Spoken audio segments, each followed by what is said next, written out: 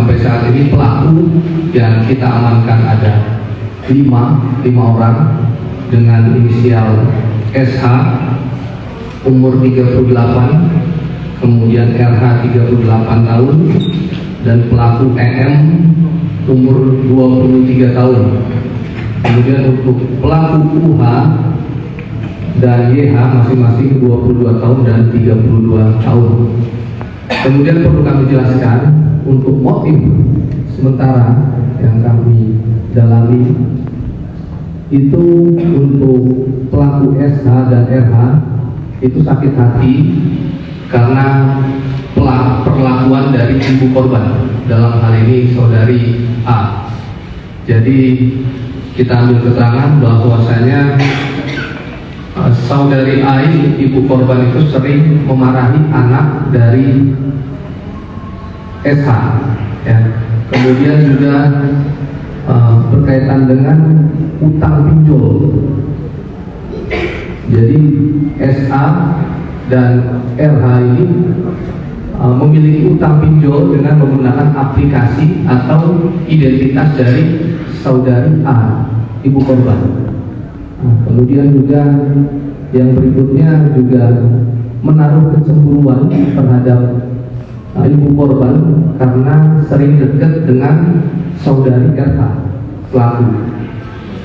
Ini untuk pelaku ini memiliki penyimpangan, ya, masih kita dalami penyimpangan seks untuk hubungan sama jenis, ya. Kemudian juga untuk pelaku EM ini atas perintah SH dan RH itu diimbali uang sebesar 50 juta untuk turut serta membantu dalam kasus pembunuhan. Kemudian untuk 2 orang pelaku yang laki-laki UH dan YH ini atas perintah SH dan RH itu membantu korban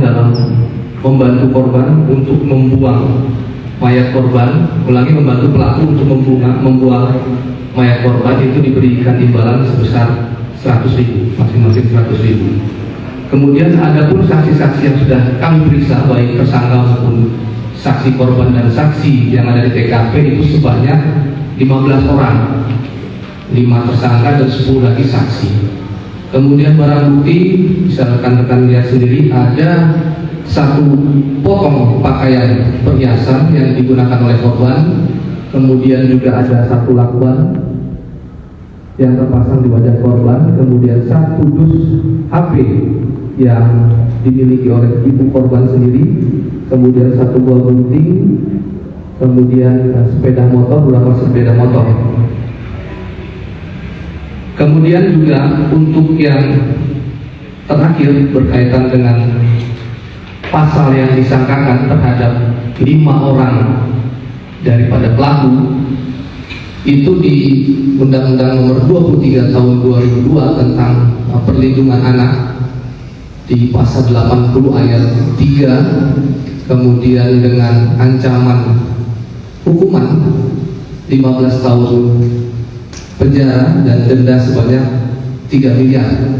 Sedangkan untuk 2 orang pelaku itu nanti kita juntokan di pasal 55, dan ini akan diberikan sanksi yang terberat dan sudah kami komunikasikan dengan kejaksaan kita untuk sanksi ujung ancaman maksimal, ya, hukuman maksimal nantinya, dan kita sudah koordinasi dengan kejaksaan dalam hal ini di dalam penuntutannya.